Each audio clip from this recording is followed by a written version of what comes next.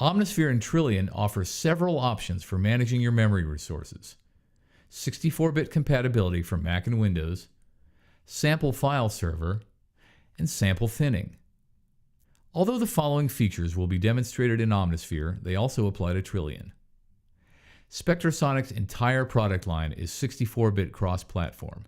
When used in 64-bit hosts, Omnisphere, Trillion, and Stylus RMX will be able to access all the memory in your computer. 64-bit is the ideal way to go for the future because of the vastly increased access to memory. In 32-bit systems, you can only access 4 gigabytes of memory, and a lot of that memory can be used up by your host sequencer. In 64-bit systems, the memory you can access can reach 17 billion gigabytes, so the difference is huge to say the least. Also, one of the biggest benefits of 64-bit systems is that the out-of-memory errors which can lead to crashes are eliminated. For Mac users that use 32-bit hosts, we have the sample file server. When the sample file server is activated from Omnisphere's or Trillion's system page, the plugins will no longer be limited by the memory constraints of 32-bit hosts. If you have a 64-bit host on a Mac and you're using the 64-bit version of the plugin, using streamed mode is generally preferable to server mode. We also have sample thinning. Many of the sounds included in Omnisphere and Trillion can be very detailed, and as a result can contain literally thousands of samples. Now that's great sonically, but that means they can also use a lot of memory and take a long time to load. Sample thinning allows sound sources, patches, and multis to load with fewer samples so that less system memory is used. Sample thinning options can be found in the patch and multi browsers and in the sound source zoom. Now let's take a look at how this works in the patch browser. In the patch browser, you'll notice a few changes compared to older versions. One of them is this memory meter, which shows just how much virtual memory the instance of the plugin is using. I have several patches loaded in this instance of Omnisphere, and this is how much virtual memory they use. Notice that if you're in server mode, the memory meter will show 0 usage, which correctly reflects the host process's memory usage. Another thing to notice is this light version button.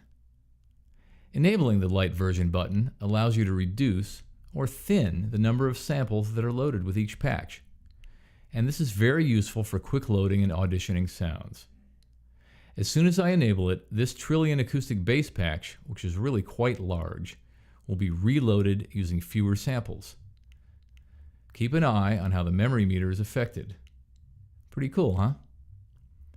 The main difference between preview load and light version is that preview load is temporary.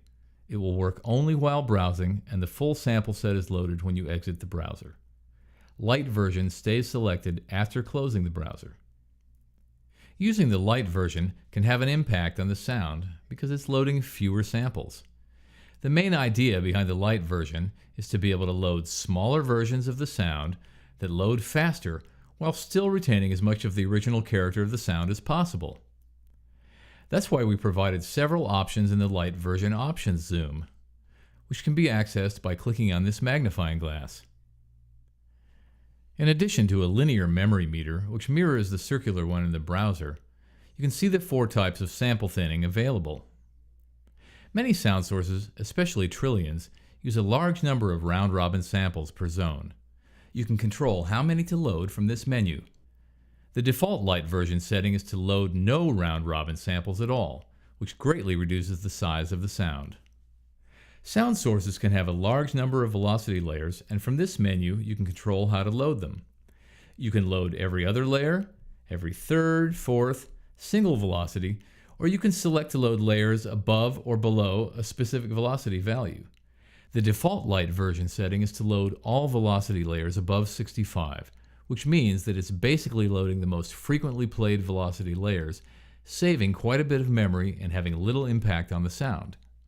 Legato is applicable to Trillion's sound sources and allows you to control whether legato samples are loaded or not when using the light version feature. By default, when using light version, legato samples are not loaded. From the pitch menu, you can control how the samples are mapped across the keyboard.